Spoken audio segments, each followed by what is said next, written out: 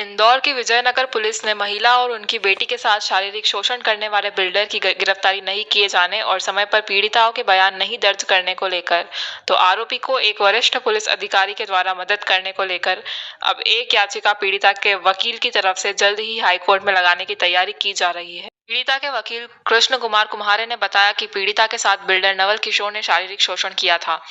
और तो और पीड़िता की बेटी को भी तांत्रिक क्रिया के नाम पर बिल्डर नवल किशोर ने उसका भी शारीरिक शोषण किया। लेकिन विजयनगर पुलिस की महिला अधिकारी ने पीड़िता और उसकी बेटी के कोर्ट में लेट बयान दर्ज करवाए थे। इस पर कोर्ट ने जांच अधिकारी से स्पष्टीकरण मांगा है। तो वहीं अब एक ऑडियो भी निकलकर सामने आया है जिसमें एक वरिष्ठ अधिकारी आरोपी की मदद करने की बात कह रहे हैं। क्या आप एक बिल्डर का जो मामला है वो कोई रिकॉर्डिंग भी बाहर आई है जी, क्या आप आगे कोई एक्शन होगा? ये शहर इंदौर का मामला है। जैसा कि सब सर्वविदित है कि इसमें जो बिल्डर है नवल किशोर गर्ग, इसके विरुद्ध थाना विजयनगर के अंतर्गत अपने सह मित्र के साथ में उसका दुष्कर्म करना, उसके अश्लील फोटोग्राफ, उसके आपत्तिजनक फोटोग्राफ्स वीडियो वायरल करने की धमकी लेकर उसका लगातार शोषण करने को लेकर और पीड़िता की उसकी बच्ची की बीमारी ठीक करने को लेकर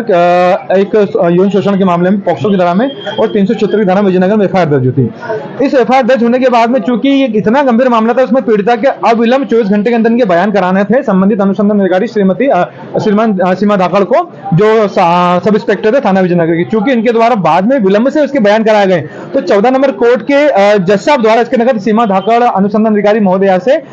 यह स्पष्टीकरण मांगा गया कि चूंकि 24 घंटे के उपरांत आपके द्वारा विलंब से बयान कराया गया तो इसमें आप अपना स्पष्टीकरण तलब कर दिया,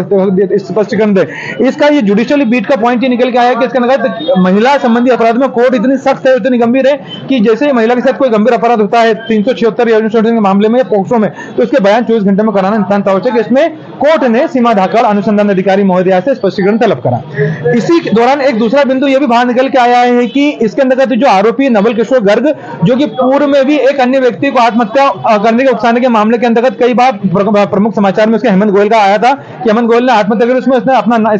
इस नवल किशोर गर्ग का नाम भी लिया था। दूसरा बिंदु भी आता है कि नागालैंड से फर्जी हथियारों के लाइसेंस को लेकर भी क्राइम ब्रांच ने कुछ लोगों के अंदर कुछ लोगों को एफआईआर दर्ज की थी, जिसमें नवल किशोर का नाम भी दर्ज था और वो जमानत पर है। इन दो मामलों की एक कड़ी एक यहाँ पे मिलती है कि ये कितना पद प्रतिष्ठित व्यक्ति, प्रभाव वाला व्यक्ति है कि कहीं ना कहीं ये पुलिस को कहीं ना कहीं गुमराह कर रहा है या मैनिपुलेट कर रहा है। इसका जीवंत उदाहरण यह है कि नवल किशोर गर्ग ने एक व्यक्ति से फोन पर बात करी। फोन पर बात करने के दौरान उसने ये भी बात करी कि उसको सीएसपी साहब ये बोल रहे हैं कि उसने एफआईआर दर्ज करी है, तुम भी कमिश्नर साहब के साथ पास जाओ। दूसरा ये बोल रहे हैं कि चूंकि सुबह 11 बजे पुलिस का स्टाफ विजयनगर को आता नहीं है, तो इस कारण से सुबह सुबह हम 11 साढ़े 11 बजे बाद पहुंच के तुम्हें मैं एफआईआर की कॉपी उपलब्ध करवा दूंगा, जो कि किसी भी प्रकार की एफआईआर की कॉपी पीड़िता के अलावा किसी अन्य पक्ष को विधिवत रूप से देना गैरकानूनी या संवैधानिक है। लेकिन ये एक पुलिस प्रशासन को और भ्रष्टाचार पुलिस प्रशासन को चुनौती देने का तो कृत्य है, साथ में एक भ्रष्टाचार की कड़ी को भी ओपन कर रहा है कि किस प्रकार से एक आरोपी अपने ही मुखार बिंदु से फोन पर किसी अन्य व्यक्ति से बात कर रहा है। उसकी रिकॉर्डिंग हमारे पास आ गई है जिसमें वो ये बोल रहा है कि इसके अंदर पुलिस जो सीएसपी साहब है वो उसको पूरी एफआईआर की कॉपी भी देंगे